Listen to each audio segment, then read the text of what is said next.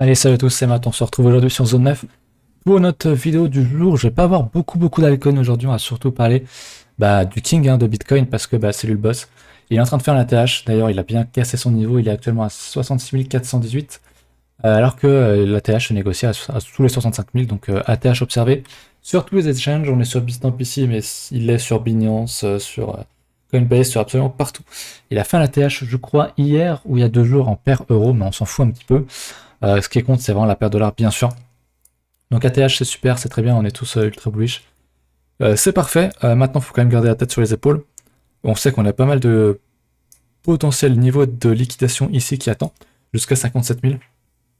Donc personnellement, je serais pas étonné, même si je suis extrêmement bullish sur Bitcoin, qu'on vienne fake out un petit peu, chercher ce niveau, pour revenir le casser plus tard, ou aller chercher ma première target sur le 1.272 des extensions Fibonacci que je vais expliquer juste après, pour venir rechercher un support, soit celui-là, soit celui-là.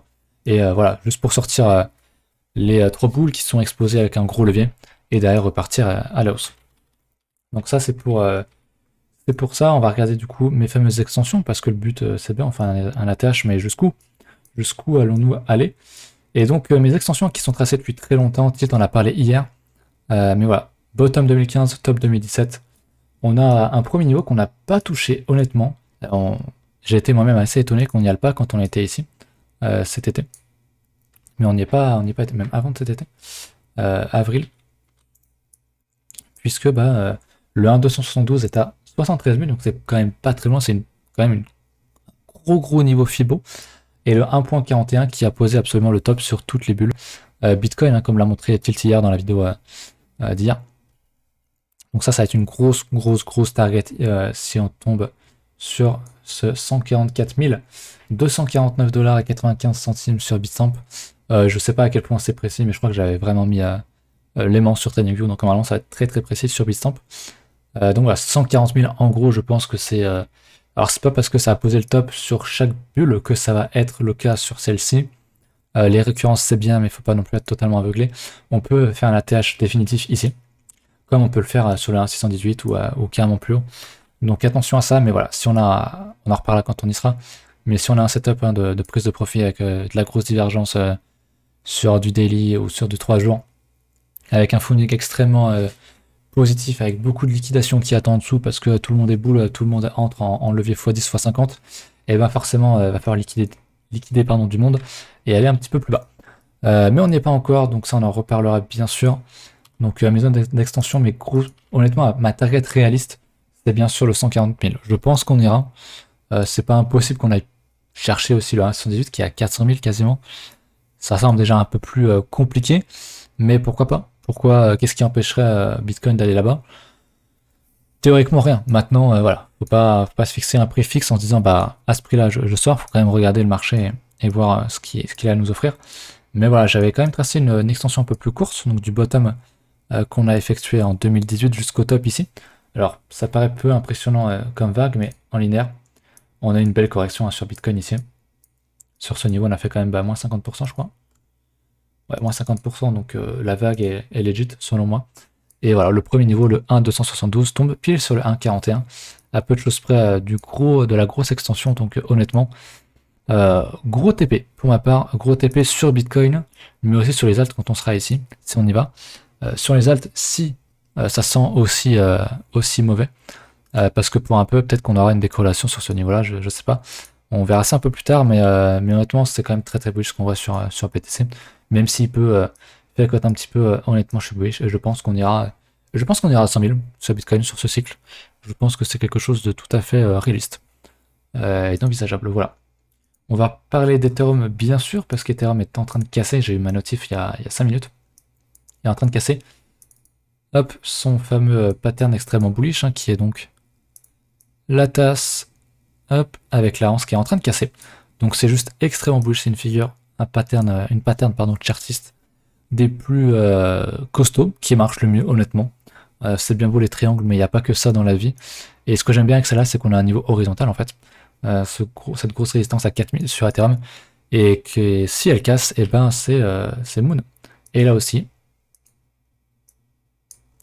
mes niveaux de target, que je me trompe pas, c'est bien celui-là, ouais. Première target donc est à 6300. Donc pareil, hein, j'ai tracé du bottom 2016 jusqu'au top 2017-2018. Première target 6000. Je pense qu'on ira les 13000. Je pense que c'est un très bel objectif pour Ethereum. Est-ce qu'on ira plus haut? Je sais pas. Est-ce qu'on ira chercher les 40 000 du 1,618? Je ne sais pas. Mais c'est très bullish. C'est-à-dire qu'on a fait un étage sur Bitcoin, sur Ethereum, pardon, avec pas mal de volume.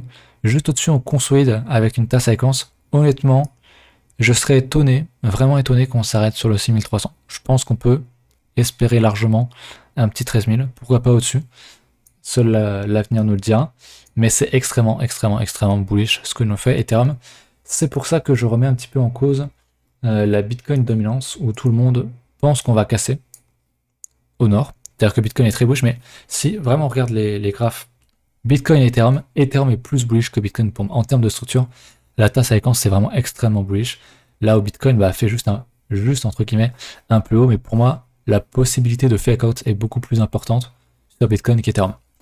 Donc oui, on peut très bien faire un double bottom ici, aller chercher le fameux Vegas 3 jours qui marche extrêmement bien sur ce cycle, que ce soit sur Bitcoin, sur Ethereum ou sur toutes les alts en fait.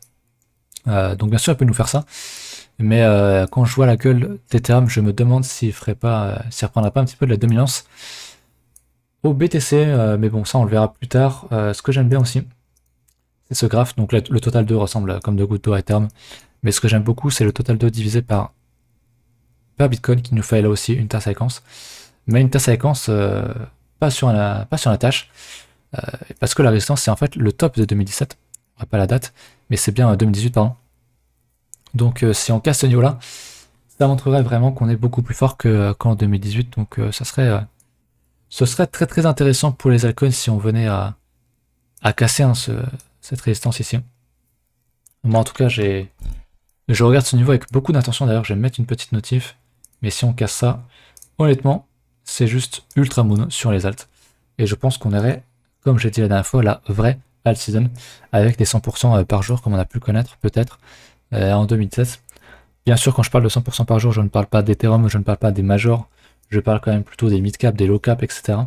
Mais ce sera quand même très bullish sur les majors. Elles sont déjà bullish depuis un petit moment, donc voilà.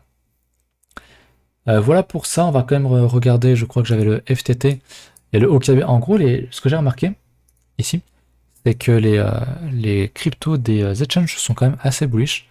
On a le OKB, on a le UOB token, donc le HT. Le FTT qui est très bullish, on va regarder le FTT. Je préfère regarder le FTT que le reste. J'ai pas regardé le BNB, mais voilà, en 3 jours, c'est juste ultra bullish. Voilà, typiquement, ça ressemble quand même à Bitcoin, j'ai juste remarqué ça. On a fait cette petite structure là, on fait la tâche, et je pense que c'est pas impossible qu'on fasse ça sur Bitcoin pour laisser Ethereum partir. Peut-être la fameuse décorrélation Bitcoin, enfin altcoin Ethereum, Bitcoin, pourquoi pas derrière repartir plus haut en faisant une structure sur du daily. C'est ce qui est en train de faire le FTT pour l'instant et c'est très bullish. Honnêtement, les alts sont très bullish. Bitcoin aussi, qui va reprendre la main, qui va reprendre la dominance, je sais pas. Ça sent quand même très bon pour les alts. Honnêtement, je suis toujours lourdement exposé sur les altcoins, c'est évident. Même si voilà, il y a toujours la menace de Bitcoin. Je suis là pour du long terme, j'ai pas TP depuis très longtemps parce que je savais très bien que j'étais là pour du long terme. Donc personnellement, je ne vends pas mes alts ici, je vous le dirai quand je prendrai à prendre des profits. Ma stratégie n'a pas changé, elle est toujours la même depuis 2018-2019. Donc il n'y a pas de raison que ça change. Voilà, je voulais regarder du coup le BNB, c'est ce que je voulais faire. Pourquoi sur BitCub? Rien foutre de cet échange. BNB USDT. Voilà, sur Binance. C'est bullish aussi. Alors lui, il est vraiment sur un ATH monstrueux. Et qu'est-ce qu'il est en train de nous faire? Je vais mettre en linéaire, ça se verra peut-être un peu mieux. Une structure, une très belle structure. S'il nous fait ce double bottom de continuation, comme les appelle Tilt, c'est juste bullish. C'est juste extrêmement bullish. Et derrière, pareil, on peut retracer une extension en log ce coup-ci. Et ça peut faire très mal. Ça peut faire très mal. Une extension de cette vague-là, ça nous amènerait à un BNB à 2000 balles. C'est énorme. C'est énorme. Mais pour moi, c'est pas du tout impossible. Vraiment, c'est pas du tout impossible. J'ai pas regardé cette petite extension ici. Mais on a déjà bien tout pété, on a touché le 272 ici. Donc pas mal. Mais honnêtement, ça sent la continuation haussière sur les majors et le retournement sur les mid-cap slash shit. Donc honnêtement, même en restant comment dire, sur mes gardes, t'as forcément un avis sur le marché et des fois c'est quand même très obvious, c'est extrêmement bullish. Je le redis, c'est extrêmement bullish. On a un fondé qui commence à être un peu positif, mais qui a rien à voir avec ce qu'on a connu au top en avril. J'ai pas fait gaffe. Open Interest il commence à remonter, donc honnêtement, c'est bullish. Voilà, franchement, y a rien d'autre à dire. De plus là-dessus, j'avais juste ça que j'ai montré tout à l'heure dans le coaching, enfin dans l'école. On avait du coup, on voit qu'on a beaucoup de liquidation. Alors du coup, je l'ai pas remis à jour. Je vais le remettre à jour maintenant. Et voilà, quand on voit le prix actuel, je vais le descendre. Eh bien, j'ai merdé un peu. Quand on regarde, je vais aller jusqu'aux 100 000. Voilà, et je vais aller ici jusqu'aux 40 000 et quelques. On voit très bien ce que je peux mettre en grand. Yes. On voit très bien que bah, le cours est ici et qu'il y a beaucoup plus de potentielle liquidation au sud qu'au nord. Donc c'est pour ça que le scénario du fake out, je le prends vraiment très très au sérieux et je pense que c'est quelque chose de pas du tout impossible. Donc c'est bullish sur Bitcoin, il n'y a pas de problème, il n'y a vraiment aucun problème. Mais faire un petit truc comme ça, histoire de faire peur, de sortir ceux qui sont exposés lourdement avant de repartir, c'est tellement probable, et je vais vous le montrer. Je vais plutôt passer en 3 jours parce que le cycle précédent était quand même un peu plus short. Mais voilà, faire des... je vous montre un bon exemple. Mais voilà, typiquement ce qu'on a fait ici.